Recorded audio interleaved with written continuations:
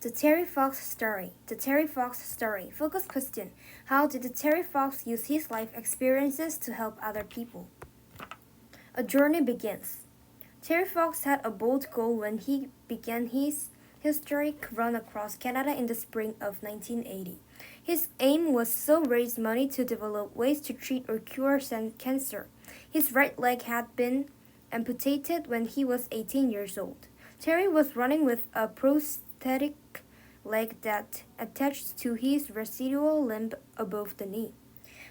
On day 2 of his journey, he ran 32 kilometers, 20 miles through a blizzard facing fierce, icy winds. Terry's plan was to run all the way across Canada. This day's run was a difficult one for him, and he still had more than 8,000 kilometers, 5,000 miles to go. Growing up in the large cities of Winnipeg and Vancouver, Terry loved to invent and play complicated sports and games that could last for days. He was persistent about finishing projects, so a run across an entire nation seemed like something he could do. It would be a long project. As a child, Terry loved sports such as baseball, soccer, and bike riding. He played often with his little brother, Darrell, and his best friend, Doug Alward. Terry's love of sports showed when he tried out to earn a spot on the 8th grade basketball team. He practiced for hours, often beginning early in the morning. His commitment and effort paid off when he made the team. High school and beyond. By high school, Terry was regularly getting playing time in basketball games, and he eventually became a starter. In his senior year, he shared his high school's Athlete of the Year award with his buddy Doug. Terry also met with success in the classroom, graduating high school and A's and B's.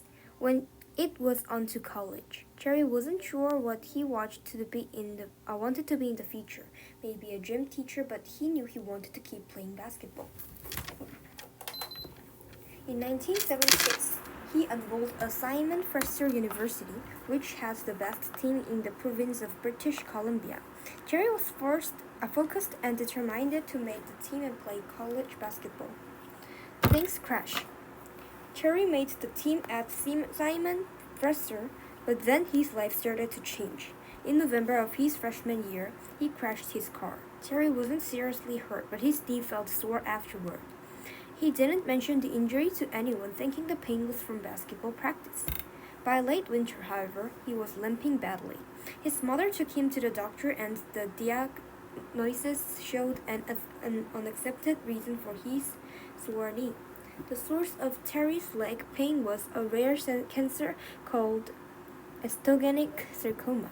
The cause of this cancer is unknown, but it spreads quickly and can be life-threatening.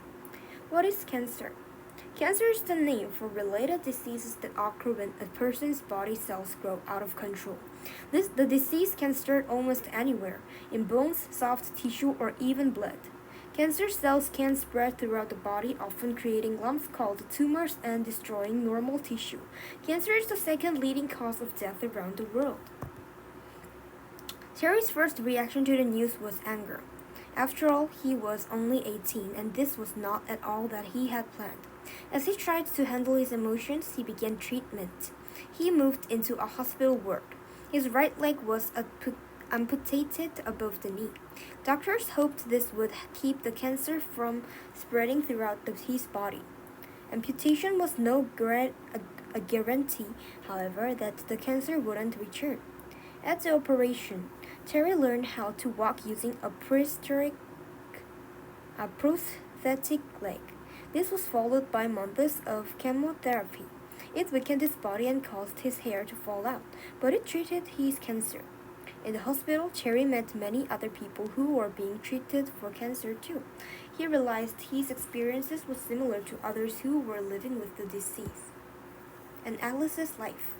Terry discovered that he had many opportunities to play sports, though the way he played them was somewhat different.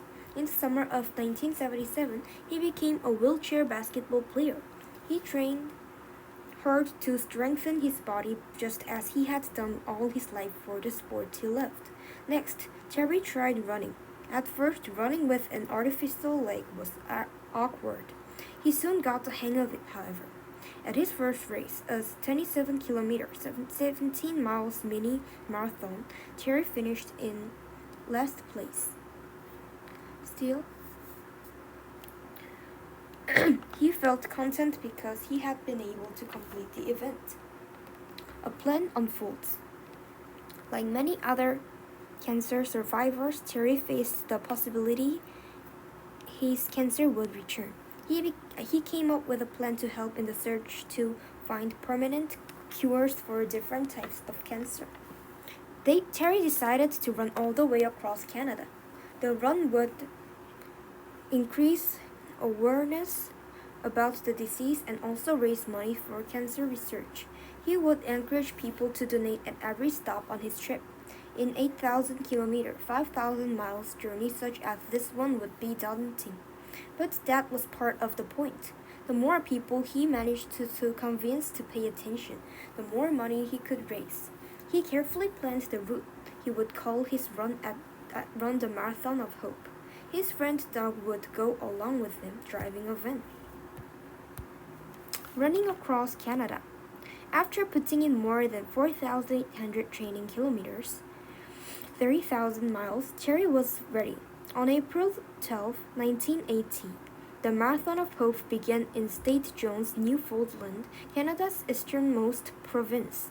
From the start, it was incredibly difficult. The days were long and the weather in Canada's maritime provinces could be freezing cold. Even in spring, at rest breaks, Terry and Doug huddled in the van, cutting up oranges and other snacks. Rural highways were dangerous and speeding trucks nearly ran Terry off the road. Every day Terry's leg ached and he quickly grew windburned and sunburned. In some towns, Terry showed up as hate exhausted and no one was there to meet him or donate to his cause. In others, he was greeted warmly and whole communities lined the streets to cheer him. Growing support. Terry crossed Canada's 4 maritime provinces and entered Quebec, running the distance of a marathon each day. Each week of running was exhausting, but his spirits were lifted when his younger brother, Darrell, arrived to join him on the trip. As he slowly crossed the country, Terry's following grew. By the time he reached Ontario in late June, dozens of television stations and newspapers were covering his run. Soon it became clear that more people were paying attention. The entire country seemed to be following his journey, including Canada's Prime Minister. In Toronto, thousands of people lined the streets as he ran through the city. Money for cancer research was streaming in. Troubled news. Then, on September 1st, after 5,300 kilometers, 3,300 miles, the run came to a sudden halt. Terry had been feeling sick, coughing, and experiencing pains in his chest. In Thunder Bay, Ontario, he paused to visit doctors. They discovered that the cancer had returned. Terry asked if he could get treatment and keep running, but it was not possible. The Marathon of Hope was over, and Terry flew home to get care. Terry's race goes on. Terry received 8 more months of treatment, but the cancer progressed. On June 28, 1931, he died. A few days later, his funeral was held in Vancouver. His family received hundreds of condolence letters, poems, and gifts. His story had touched the hearts of people all around the world. Although Terry never finished his cross-Canada run, the Marathon of Hope did achieve his goals. Millions of people learned about the need to fund more research into treatments and cures for cancer. Terry's desire to find treatments and cures to end cancer didn't stop with his death. Today, the Terry Fox Foundation, founded by his family members in 1988, continues to raise money for cancer research. Many people take part in annual Terry Fox runs, one-day events in which participants raise money to fight cancer. These runs have taken place in cities across Canada and countries as far away as New Zealand and Zimbabwe. To date, the Terry Fox Foundation has raised over $800 million and counting to fund cancer research. A complete cure for all cancer hasn't been discovered yet, but huge progress has been made. New treatments have helped increase survival rates for different types of cancer. The donations raised by organizations such as Cherries have played a big part. Cherries Run helped people understand the difference a single person can make.